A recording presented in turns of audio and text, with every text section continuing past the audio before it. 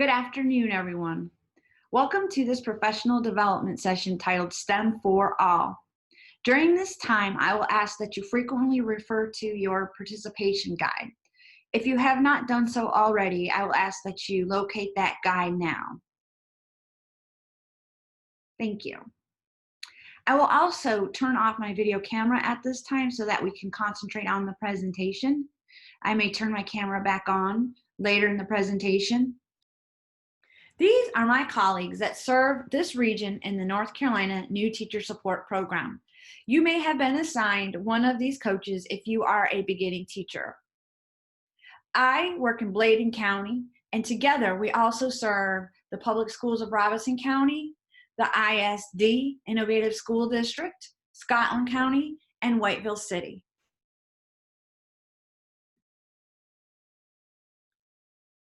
Next, we will review our virtual norms for this session. Mute your microphone when not speaking. Be actively present. Participate in virtual activities. Be vulnerable and use the chat feature to offer comments and ask questions. Today, we will not be speaking, so we will not need to mute our microphone, and we will not be using the chat feature. However, we do ask that you participate in the various activities as we move forward through this session. These are the norms that we have established at the North Carolina New Teacher Support Program. First, service, assume the best. Community, be vulnerable and authentic. Growth, own your own learning. Results, keep your eyes, mind, and heart on what you are trying to accomplish. Enjoy, find joy in the work. You may think of a norm that is meaningful to you at this time. For me, personally, during this very difficult time, I know that the transition from face-to-face to a virtual learning environment has been very overwhelming. And so my norm is growth.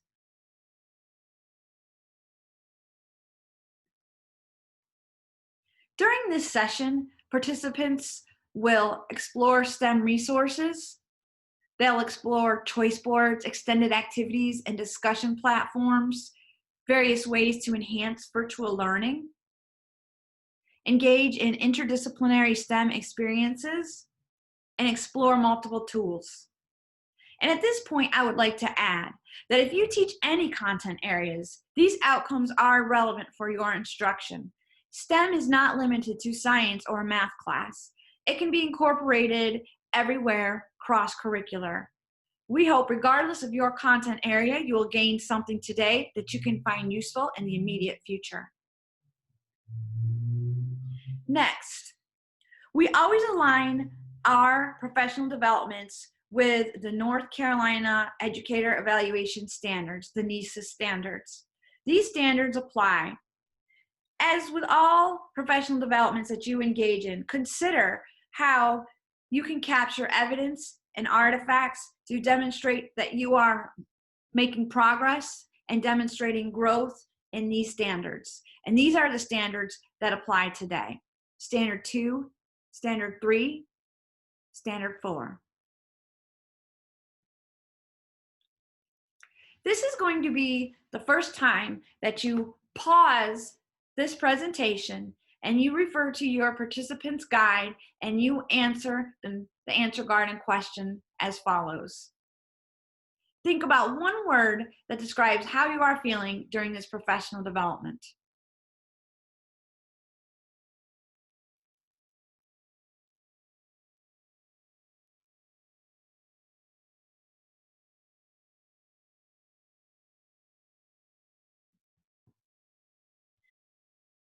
Now I would like to turn our attention to STEM.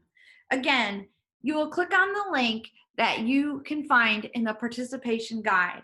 And as you click on that link, that will take you to a document where you will complete the following activity. I will ask that you pause the presentation now.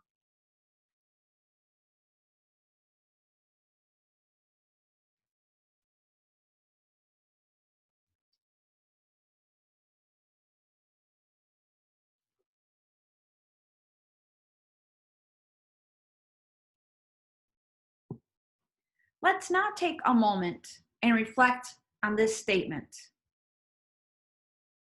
The important thing is to never stop questioning. We know that as learners, we must continue to ask questions, investigate, and discover. When this ceases to happen, learning no longer takes place. As educators, we must ensure that our students are always learning through asking questions and conducting investigations.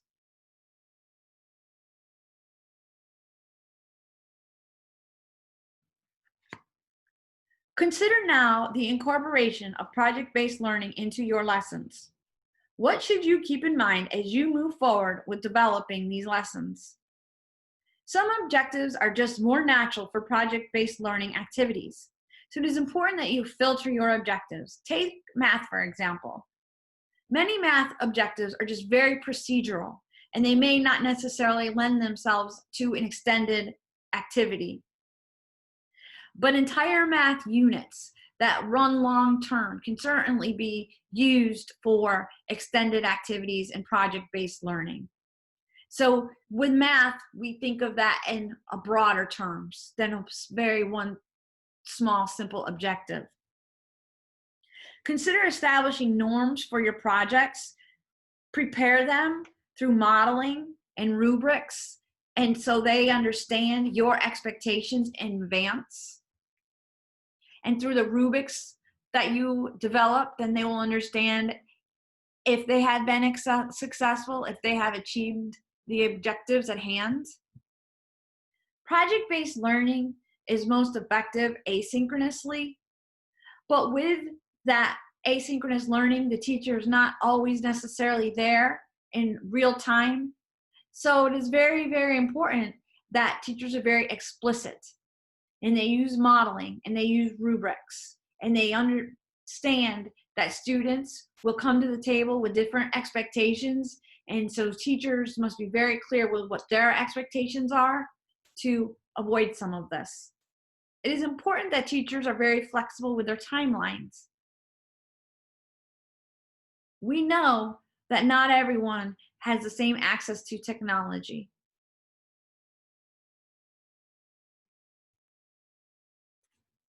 Let's take a moment and read this together.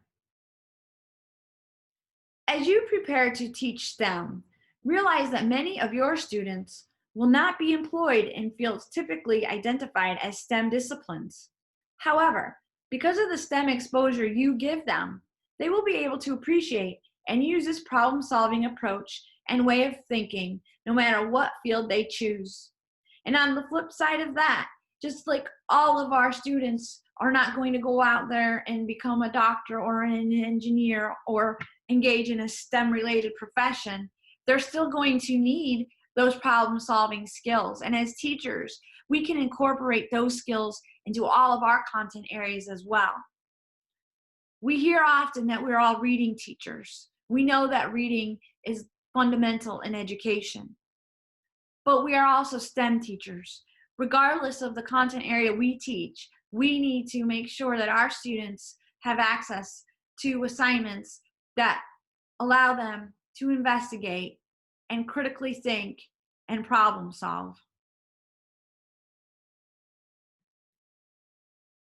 These are some very specific strategies that we will explore moving forward. Choice boards, menu boards, extended learning opportunities, open discussions with peers, and activities that lead to further questioning and development.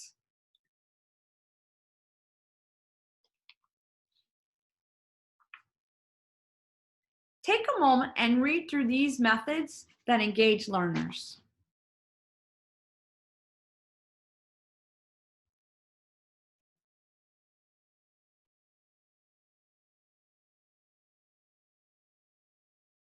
There is great information on this slide.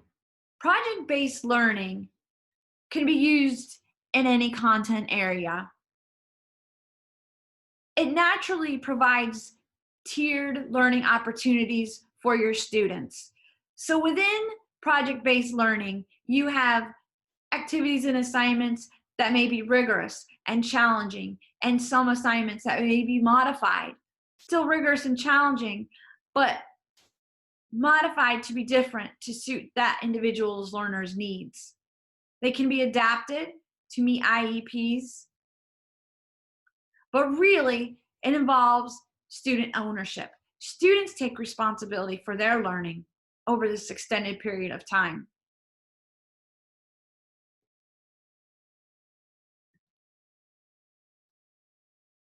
We are going to now pause. Right. We're going to take a moment. This is an 8-minute video. We're not going to listen to the 8 minutes. We'll probably listen to about 3 or 4. She's going to talk about 5 reasons to use digital choice boards. And she, again, is actually an English teacher. We might get to maybe 2 reasons. And if I cut it off and you're really interested in that, you will have this link and access where you can pick up and start to listen and hear her other 3 reasons. And she really goes into some of the technical details of how to create them, like in a Google Doc, and you layer check boxes and all kinds of great stuff. So this is almost a tutorial in addition to the reasons to use a choice board. So we'll take a moment, about 3 or 4 minutes, and listen to this. Hi everyone, I'm Julie from the Techie Teacher. Welcome, whether you are joining me live or watching the replay. Tonight, we're going to talk about one of my most recent blog posts, 5 reasons to use digital choice boards in the classroom. Now, choice boards have been around for years. I know when I was a classroom teacher, I used paper choice boards, just like this one. This was my vocabulary word study choice menu. Called it choice menu, but you can call it board menu, whatever. And what it is the teacher fills in a different activity in each part of the board for each little square, and students complete them, their choice in whatever order they choose, as long as they do 3 in a row, just kind of like Tic Tac Toe. Now, I know some teachers have students complete the entire board throughout the week, but in whatever order they choose. I always taught 2nd or 3rd grade. I did do a few years in 5th grade, but for 2nd and 3rd graders, it would just be way too much for them to complete all 9 activities. So that's why I did it the tic-tac-toe board way. And so here is an example of a vocabulary choice board I've created in Google Slides. Reason number 1, digital choice boards are so amazing, is because you can link in different tools that can take students to outside sources. So for example, here, Vocaroo, I have hyperlinked the word Vocaroo, so they click on the link and it will take them straight to a website where they can record themselves using their vocabulary words in a sentence. And to hyperlink a word or set of words in any Google app, all you have to do is highlight that word or set of words and come up here to the little insert link tool and paste your link here and click apply, and it will turn those words into a hyperlink. I love this because everything is right here for the students to access quickly and easily.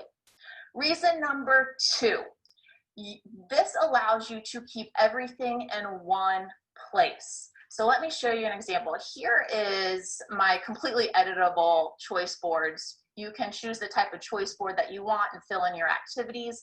But by keeping everything in one place, I've added a couple of blank slides where students can come to the blank slide and entitle it, and then paste a link to outside pieces of work that they've created. A lot of web tools these days have students save their work in the form of a link. So in this case, when you click here, let's say you're the teacher popping in to see how the student is doing, it will take you straight to their Vocaroo recording, and you can click play and listen to their recording. That's just me recording quickly. I don't even remember what I said. So you could insert links to pieces of work. You could also do screenshots. This is an example of going out to the web tool, and all of these web tools are free and they do not require a login, which is nice. I created a comic using vocabulary words, and then I took a screenshot of my comic. I was able to come back here and pop it into this slide. So students can add blank slides to add their work. They can type in their slides. They can duplicate slides. So let's say you made this slide and they need another one. You can go to edit and duplicate, or do Command D if you're a PC or Chromebook, Control P, and it will duplicate it. And you can create as many as you would like there. Reason number 3, I want to come over here to my spelling choice board. And what I have already failed to mention is, with the choice boards, I've included these X's, and I just made these X's with the shape tool within Google Slides, and I copied and pasted a bunch of them and then layered them on top of each other. But once a student completes an assignment, they can mark it off with one of the X's. You could even let them choose one of the tools within the shape tool to mark off their completed assignment. Okay, so we're going to pause it here. As you can see, there's a lot of great information, and she does a great job of really giving a tutorial and walking you through the process of how to create that yourselves.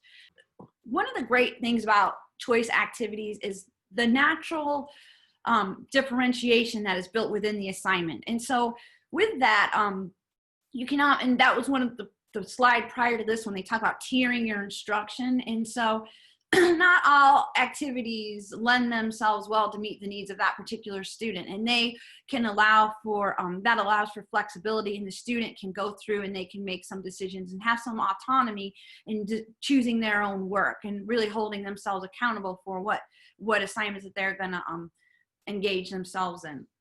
And so you can really tier these choice boards depending on your students' needs. What we have here are some sample digital choice boards. I'll give you a minute and look through some of these.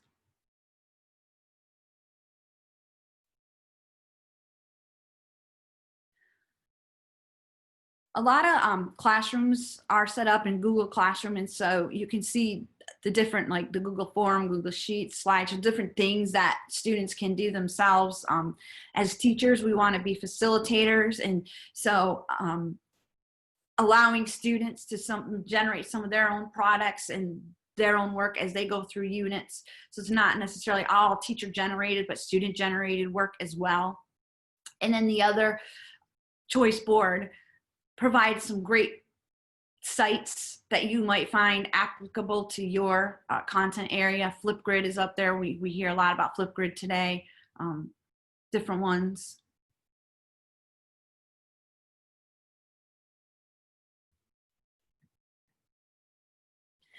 What I love about this is using choice boards to color code them for stronger or more challenging assignments, or in some assignments that may not be as rigorous, we could say, and assigning points so that maybe students have to accumulate so many points at the minimum, and so that way they can choose maybe an easier assignment, but then they have to choose a harder assignment too, so that way they don't just pick the easiest column or the easiest row, but there's really some up and down in terms of higher and lower order assignments that are incorporated into your choice boards. So this is a choice board that I did when I was in the classroom. And the reason that I am pulling this up is I wanted you to show the variation that I have.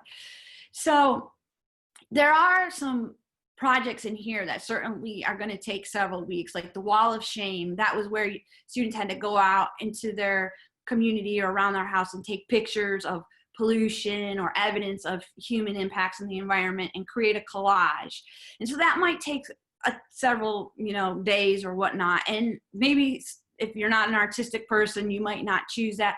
But then I balance that with Frayer models, which is just your standard, pick a word from, maybe they would have to do like 8 words out of 20. They could choose whatever 8 words they wanted to do and create, 8 Frayer models for each word.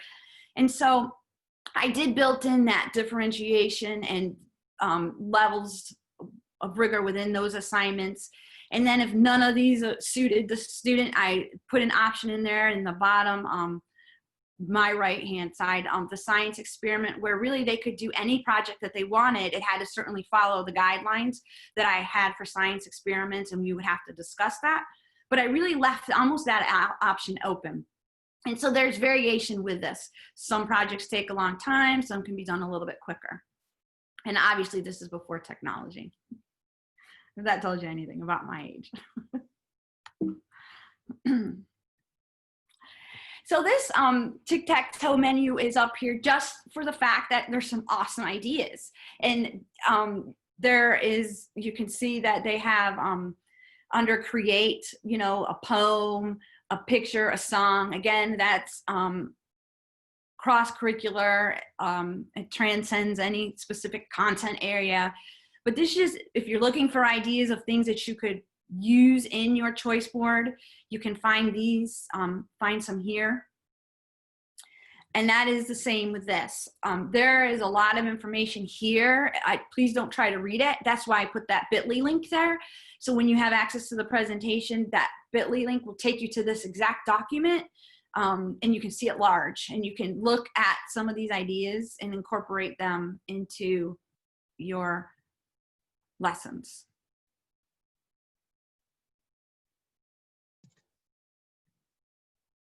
So choice menu, really choice menu is just another way of offering choice assignments. It's just a little bit different. It's a different presentation. One is, again, non-digital version. One is digitalized, and so you can really see the evolution of these types of activities. So the main dishes, you might pick one. One was appetizers. I think that must have got cut off when I was creating this presentation, but you pick an appetizer, you pick one or two main dishes. Here they say complete them all. It's really up to your discretion. This is on your terms as the teacher. Your side dish, your desserts, but just a nice, friendly, kid way, student-friendly way to package this work that they may be doing. And of course, you can see the digital version as well.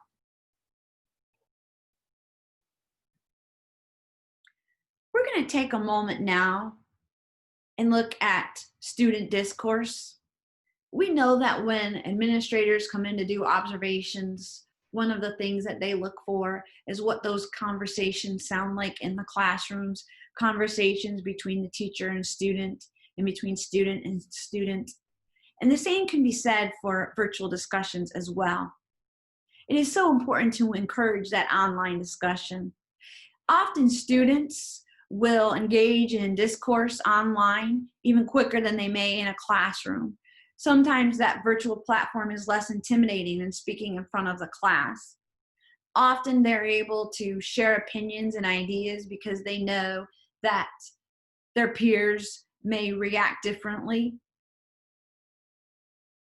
They look for teacher reassurances just as they would in the classroom. So it's important that teachers are able to provide that positive feedback and really connect with those students.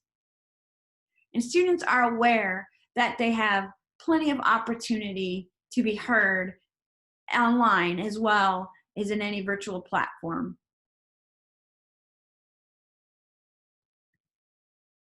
These are several different discussion platforms that you can use. Canvas, if your district has purchased that program, may have chat features, but in addition to the chat features, there's also a back channel chat and some of these other online chat platforms that can be very effective.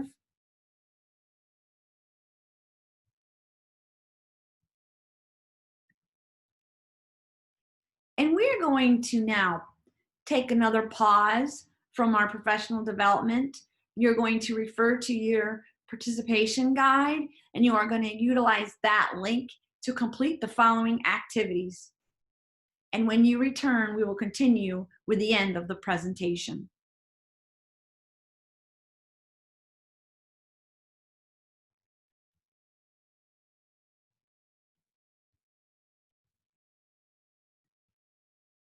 Welcome back. As we move forward, we would like to present several ideas for extension activities. We've talked about choice boards and discussions, And there are so many different extension activities that are available that can be created virtually. These are an example of several of those.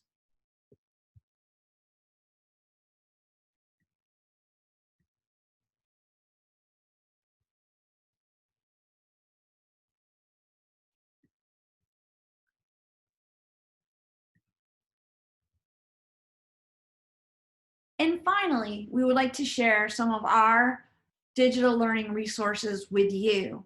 In your participation guide, you will have a link, and that link will take you to a Google Doc that you can use to seek out some of those resources. But we will walk through a few of them at this time. A lot of these resources are not just geared towards STEM areas. Obviously, the Smithsonian would be a great resource if you're teaching any type of social science.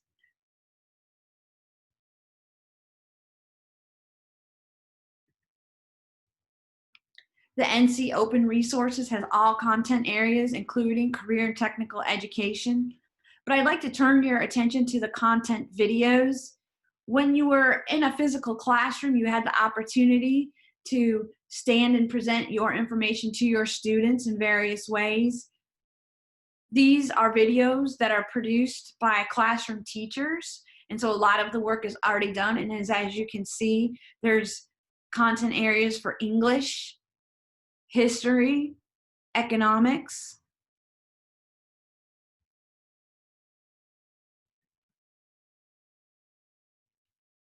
These are additional resources that you may find very useful. Finally, we have come to the end of the presentation. What we will ask for you to do is pause this presentation one final time, refer to your participation guide, and utilize the link provided. We ask that you complete the following activity.